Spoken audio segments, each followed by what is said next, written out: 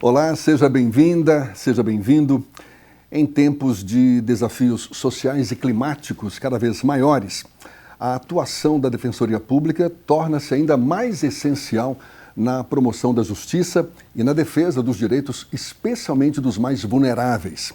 Com um olhar voltado para questões que afetam diretamente a população, especialmente em contextos como o Carnaval de Salvador e as regiões afetadas pela desertificação, é fundamental compreendermos como essa instituição tem se posicionado e atuado. Para aprofundarmos o tema e conhecermos as iniciativas em curso, é com muita honra que a gente recebe e conversa com a Subdefensora Pública Geral do Estado da Bahia, Mônica Soares. Um prazer tê-la aqui conosco. Muito obrigado. Prazer é meu, Jefferson. A Defensoria Pública antecipadamente já agradece a oportunidade de se fazer presente aqui para expor à população baiana qual é o seu compromisso social e jurídico que a Constituição delineou para a gente. Deixa eu começar falando sobre... A gente tem um contingente cada vez maior de trabalhadores informais. Sim. Como que a Defensoria Pública tem atuado para garantir os direitos desses trabalhadores, especialmente em contextos, por exemplo, eventos de grande porte, o Carnaval de Salvador, a gente tem os ambulantes, os catadores que atuam, são muito presentes em festas populares, tem o Carnaval, a gente está caminhando agora para os festejos juninos. Como é que a Defensoria Pública se posiciona diante desse público em particular? A Defensoria Pública foi pioneira no sistema de justiça, do que a gente qualifica, né, Judiciário, Ministério Público, em estabelecer um plantão do Carnaval em Salvador. Né? Inicialmente lá nos idos de 2007, 2008, por aí, a gente já detectou a necessidade de manter um plantão de serviços para atender as situações emergenciais que ocorriam no período da festa carnavalesca. Não só de pessoas que tenham direito de saúde violado, tinham sido presas durante o percurso, mas também aqueles profissionais do Carnaval, que são as pessoas que laboram através da catação de material, né, os ambulantes que se credenciam perante a prefeitura, e toda uma situação anexa, por exemplo, desse material, desse pessoal dos ambulantes, que acabaram trazendo crianças também para o percurso e que ficavam ali dormindo à noite junto de seus familiares, numa festa de uma complexidade absurda, né, em um público infantil que precisa ser protegido porque a Constituição determina. Consegue ser eficaz uma iniciativa como essa? Porque Carnaval, ao mesmo tempo, é um caos, é uma loucura. Exatamente. Né? Essa primeira incursão lá em 2007 acabou nos trazendo uma expertise de atuação que vai sendo aprimorada ano a ano. A partir do momento em que a gente evidencia que existe um desrespeito a direito das crianças e dos adolescentes nesse percurso, a gente já procura antecipadamente os órgãos municipais e estaduais para estabelecer um protocolo de atendimento, de planejamento para o Carnaval seguinte. Hoje em dia, a gente já conseguiu dar um avanço nessa etapa. Por exemplo, já existem unidades de abrigamento próximas ao percurso, onde essas crianças são alocadas, possuem atividades pedagógicas durante o dia, alimentação, banho. Resolve todas as situações? Não resolve, porque a gente tem um pessoal que é cadastrado pelo município, mas existe também um público flutuante que vem do interior para tentar oferir um lucro nesse período do Carnaval. Que aprendizado a Defensoria Pública já teve com essa experiência no Carnaval? Nossa, em muitas áreas. A gente consegue variar nossa atuação, desde as violações ao segmento LGBTQIAPN+, que também é muito violentado no período carnavalesco. A questão também daquelas agressões que os foliões sofriam com as pistolas de água. Então, houve também uma grande articulação, né, junto à comunidade local para que chegasse até a publicação de uma lei para proibir aquele tipo de pistola que acabava impedindo o fluxo da festa. E acabou sendo proibido, Acabou sendo proibido. Então, apesar de ser um costume, né, a gente está numa sociedade dinâmica, né, e um direito que evolui conforme também os costumes sociais e que acabou, apesar de ser um costume, acabou sendo mitigado, minimizado, para poder permitir que todo mundo conseguisse aproveitar a festa de uma forma respeitosa, né, e não invadisse aí a privacidade das pessoas. Mas a gente tem a questão das crianças e dos adolescentes, a gente tem as pessoas que são aprisionadas durante o percurso, a gente tem uma atuação muito incisiva, conseguimos inclusive identificar em processos de prisão indevida, porque hoje nós temos o sistema de reconhecimento facial e que acaba, por vezes, levando a uma situação de uma prisão que não é correspondente. Então, os nossos plantões que vão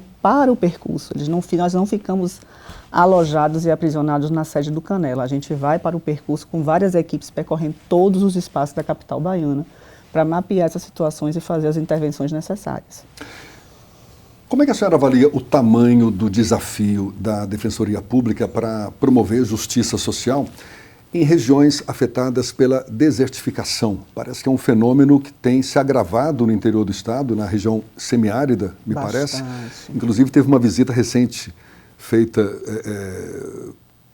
pela senhora no município de Abaré, no norte do estado, um dos municípios afetados pela desertificação. Sim, na verdade, pela primeira vez, a partir de um processo de observação de 40 anos, o CEMADEM e o INPE detectaram que houve uma mudança climática naquela região, tradicionalmente de clima semiárido para uma evolução de um clima árido e, pela primeira vez, então, em um processo de desertificação.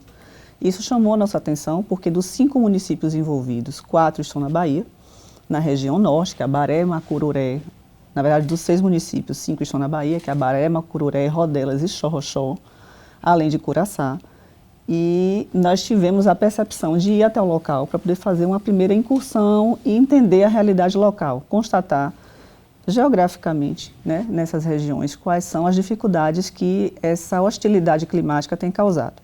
E foi chocante ter que descobrir lá presencialmente, em várias comunidades rurais desses municípios e até nas conversas com as pessoas que compõem a municipalidade, que o processo de desertificação, que não é uma novidade para eles, né, agora chegou a ser constatado cientificamente, mas que ele já vem causando um afugentamento da população local, porque inevitável, né? Não existe condição de permanência naquele local, né, sem acesso a serviços essenciais, como água.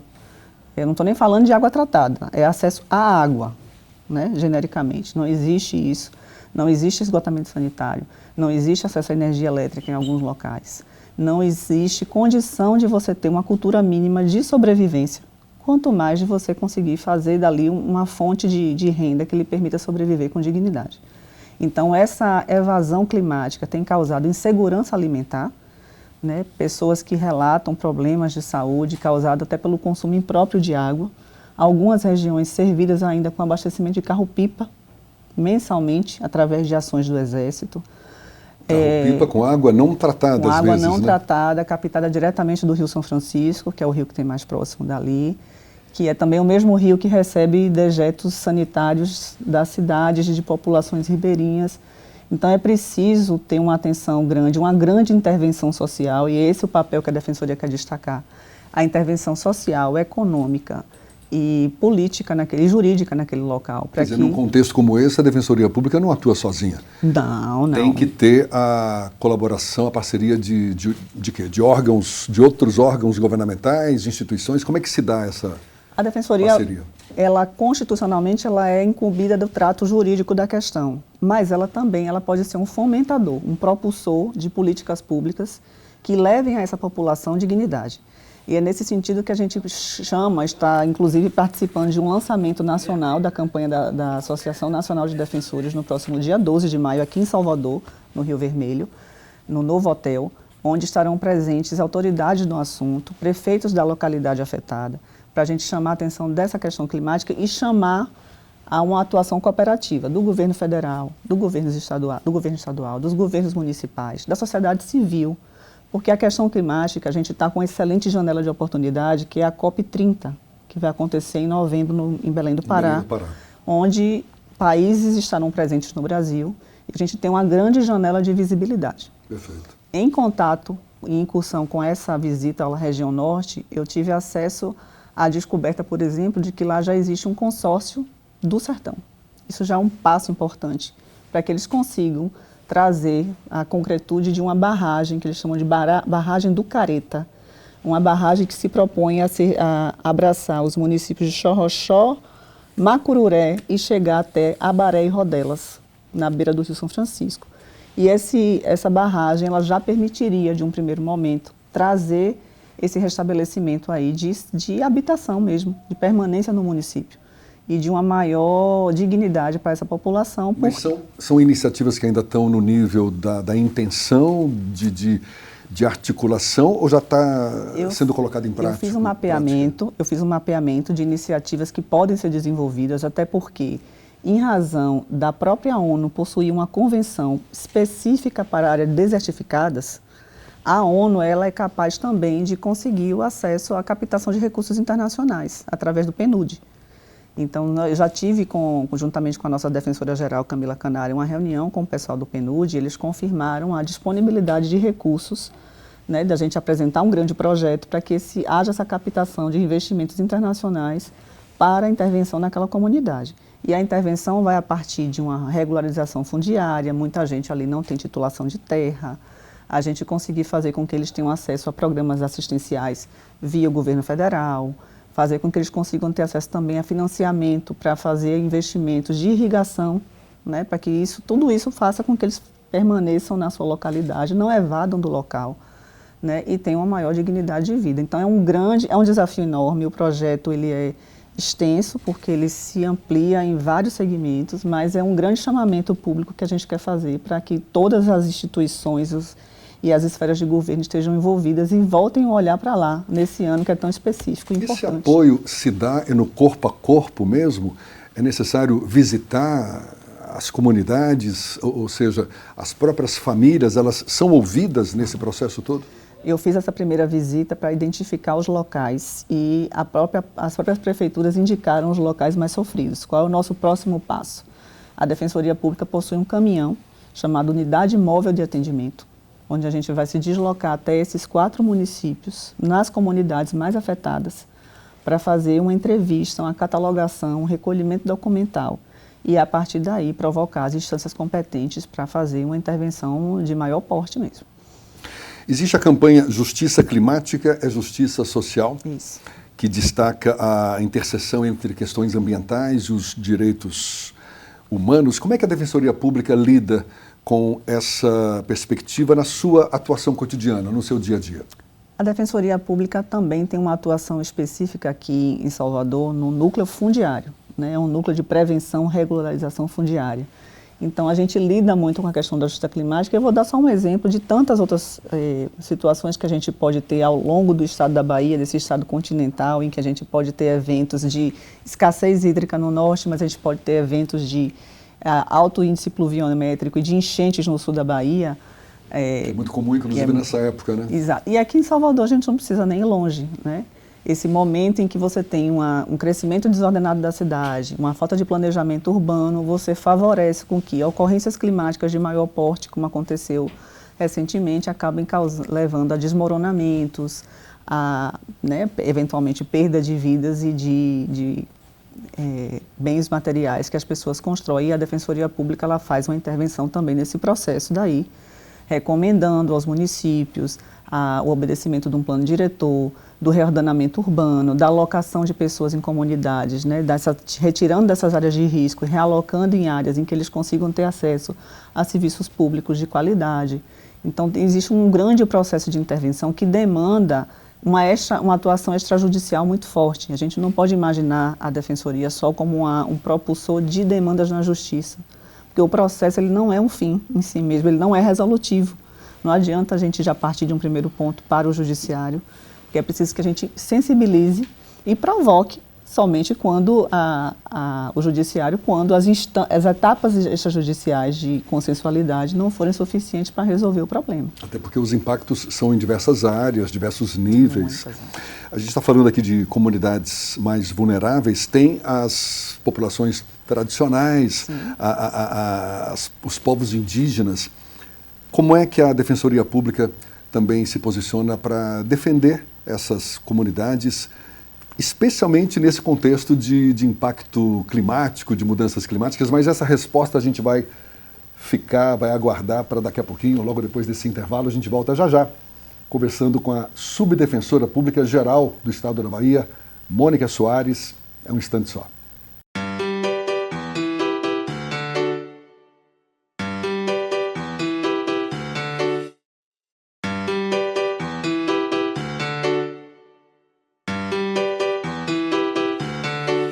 já estamos de volta. Nossa convidada, a subdefensora pública geral do Estado da Bahia, Mônica Soares. Como que a Defensoria Pública se posiciona para defender comunidades tradicionais, povos indígenas, diante dos impactos dessas mudanças climáticas? A Defensoria Pública já vem se estruturando, se antecipando a toda essa pauta climática que ganha mais força e evidência, até porque nós temos os Objetivos do Desenvolvimento Sustentável da ONU, social da ONU, que traz como item 15 a defesa do meio ambiente equilibrado e socialmente responsável. A Defensoria Pública criou um núcleo de igualdade étnica. Nós somos a primeira Defensoria Pública no país que possui uma defensora indígena. Essa defensora, nossa colega Alessia Bertoleza, ela é coordenadora desse espaço. Ela pessoalmente se desloca a essas regiões onde tem conflito com os povos originários, presta o apoio necessário, atua sempre de forma integrada com a Defensoria Pública da União, porque é uma temática também que se funde muito com a atuação federal, e ela está particularmente incumbida de promover as melhorias de atendimento e de observância dos direitos da população dos povos originários. E com muita satisfação, eu noticio aqui em primeira mão, até porque acabou de acontecer, pela primeira vez a Defensoria Pública da Bahia vai contar com uma ouvidora indígena.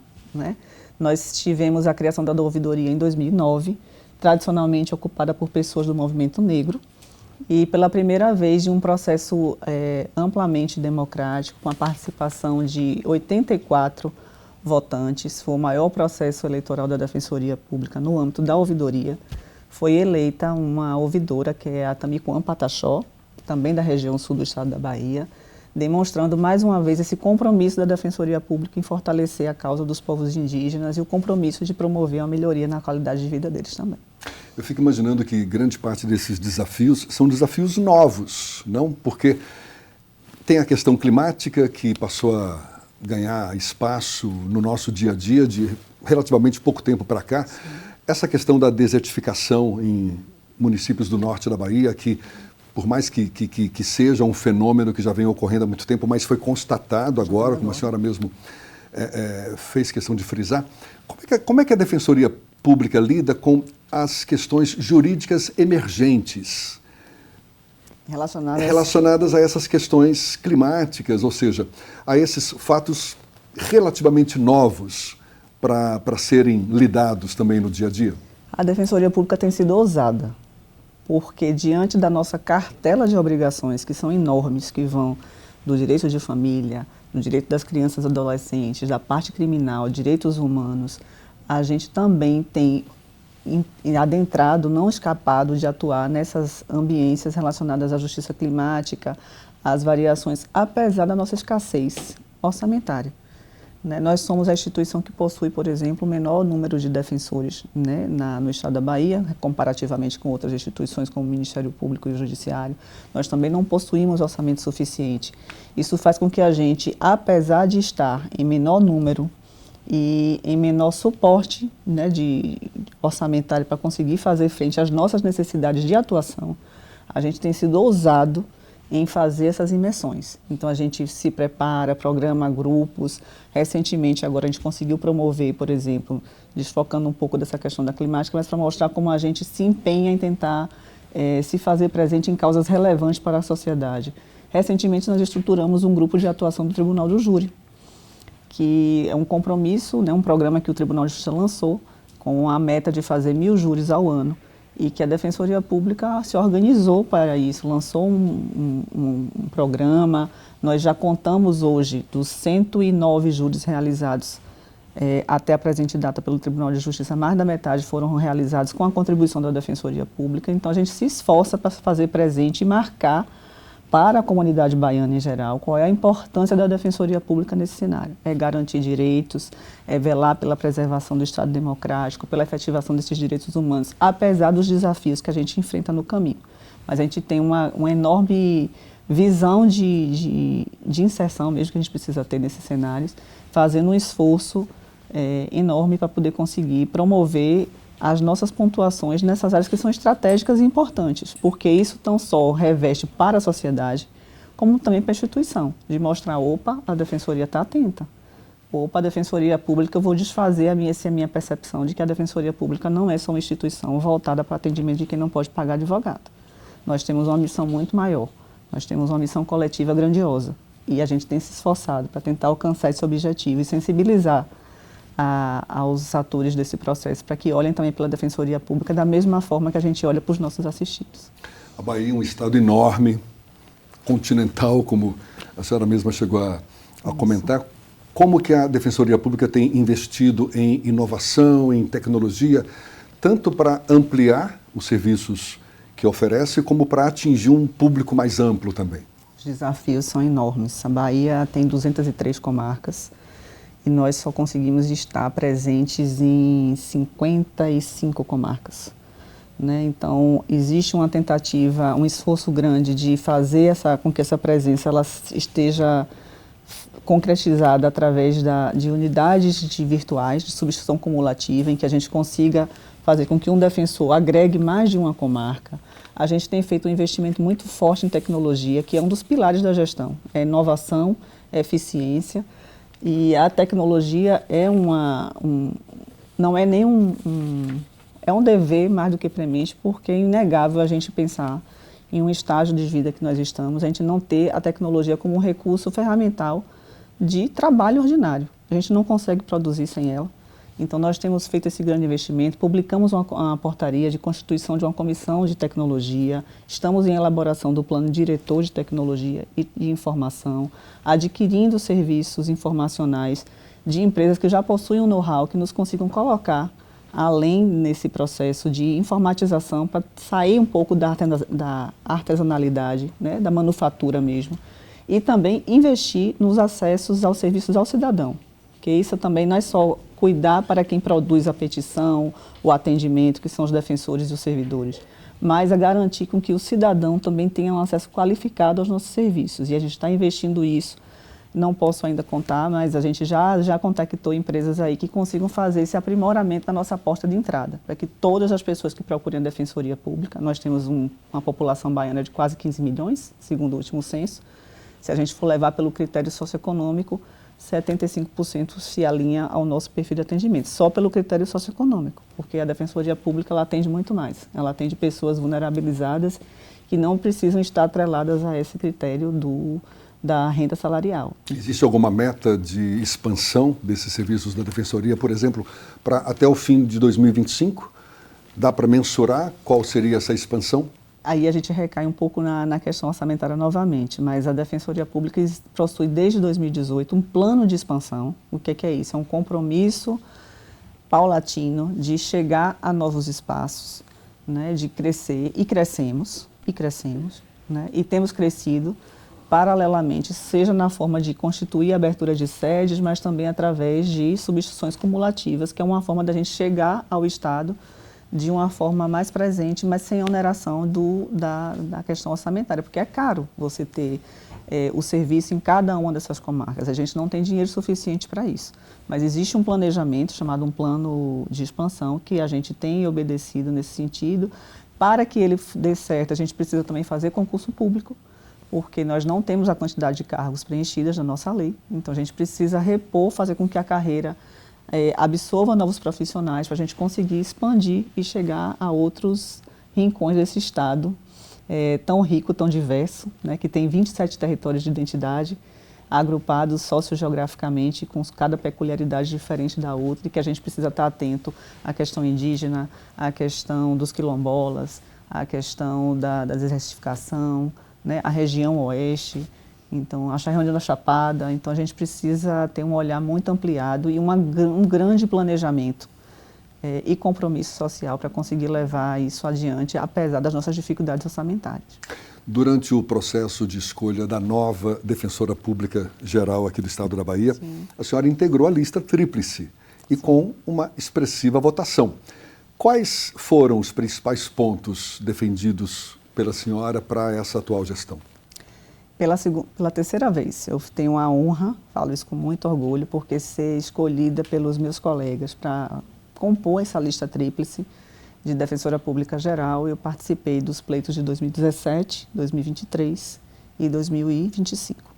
Nesse último eu fiquei em primeiro lugar, mas juntamente com as colegas Camila Canário, que foi escolhida pelo governador do estado como defensora pública geral, e Laísa Rocha, que ficou também nessa lista em terceiro lugar, em um grande irmanamento de pensamento, né? As nossas premissas são de colocar realmente a Defensoria Pública no nosso slogan de campanha, Defensoria Pública do Futuro, uma Defensoria Pública mais compassada com o mundo contemporâneo, menos artesanal, mais profissionalizada, vocacionada. O que a senhora chama de menos artesanal? Porque nós não possuímos, até pouco tempo atrás, eu posso dizer até poucos meses atrás, sequer um aparato tecnológico de fazer petição. Eu produzia o peticionamento enquanto defensora, tenho 18 anos na carreira, da mesma forma que eu ingressei há 18 anos. Nós também não temos servidores efetivos, nós temos servidores terceirizados ou REDA. E isso impõe um fluxo de volatilidade muito grande. Então, é difícil para a Defensoria Pública se organizar e crescer a longo prazo se a gente não sanear pontos essenciais, como o investimento em tecnologia, porque isso nos torna menos dependentes da mão de obra, que já é precária e volátil. E é um tipo de investimento inevitável. Inevitável, né? Inevitável. Né? O mundo contemporâneo exige essa imersão tecnológica. E a gente precisa investir. Então, a gente veio com uma proposta muito grande de profissionalizar a Defensoria Pública para o futuro, para um futuro que está posto e que a gente não pode esperar porque ele está acontecendo nesse momento. Né? A Defensoria 5.0, o mundo, o direito digital 4.0, como se fala, né? Com muita imersão tecnológica, com muita eficiência. A gente tem investido muito, né, em ampliação de canais de diálogos com a comunidade. Já ampliamos o atendimento de escuta do 129, que é o nosso grande canal de acesso com a população. Então, ampliamos em 2 horas por dia para poder tentar sanear a nossa demanda. A nossa demanda é enorme, e a gente precisa dar conta desse trabalho. Tivemos aí uma feliz contratação de uma aquisição de um diretor-geral que também vem muito fincado em atuações de governança corporativa, né, que estão dando um grande salto qualitativo na Defensoria Pública nesse sentido. Para a gente encerrar, qual o papel que a senhora enxerga da Defensoria Pública na construção de uma sociedade mais justa e mais equitativa nos próximos anos aqui na Bahia? A Defensoria Pública da Bahia completará 40 anos agora em dezembro. É uma instituição recente, novinha, mas que é tão importante para o cenário da população baiana em especial e para o próprio papel que a Constituição desenhou para essa instituição. Né? O Estado brasileiro, ao destacar para a Defensoria esse papel de defesa das pessoas vulnerabilizadas, né? Dos idosos, das mulheres, das pessoas negras, da população em situação de rua, né, das pessoas que possuem violência, que são vítimas de violência policial, dos consumidores super endividados que eu atendo. Eu sou titular da área de consumo, então lido com a situação de um grande endividamento público, principalmente pós-pandemia. Então a Defensoria Pública possui um papel jurídico, naturalmente, que a Constituição destaca, mas essencialmente social, porque conferir dignidade, cidadania e acesso aos direitos de quem precisa e que não tem esse aporte de entrada é o nosso grande mistério, é a nossa grande realização. Se a gente puder fazer uma inserção de mudança em alguma comunidade para que garanta esses direitos, a gente está assegurando a essa população o papel que a Constituição assegura à Defensoria Pública. Então, o que eu enxergo para o futuro da Defensoria Pública é uma instituição que corresponda a essa previsão constitucional, que seja estruturada orçamentariamente, que a gente possa trabalhar também com a mesma dignidade, como eu falo, que os nossos usuários precisam, porque é uma instituição linda, é uma profissão magnífica. Eu acho que, inclusive, de todas que a gente verifica no sistema de justiça, é a que possui um grande ponto de humanização, porque o fato de a gente lidar com pessoas, como eu já atendi várias vezes, que chegam para você e dizem assim, o dinheiro que eu tinha para tomar meu café da manhã, eu paguei o transporte para ter atendimento aqui na Defensoria Pública. Isso nos mantém infinitamente próximos desse público, humanizados à vida deles, sem perder, sem se descolar da realidade social de quem a gente atende. Isso é muito rico até do ponto de vista pessoal. É um aprendizado que imagino deve ser enorme para os próprios defensores públicos também nessa relação com esse público beneficiado, né, esse público-alvo de vocês. Mônica Soares, subdefensora pública geral do Estado da Bahia, muito obrigado pela sua disponibilidade, pela atenção dada ao nosso público. Muito obrigado e até uma próxima. Eu que agradeço mais uma vez a participação da Defensoria Pública. Nós temos aí 2 anos para fazer um grande mandato de intervenção e atuação em prol da população baiana e espero que a gente corresponda aí de forma satisfatória a essas necessidades, né, mostrando a potência que pode ser a Defensoria Pública para a população. E muito obrigado a você também, claro, por ter acompanhado esse nosso bate-papo. Até uma próxima. Um abraço. Tchau, tchau.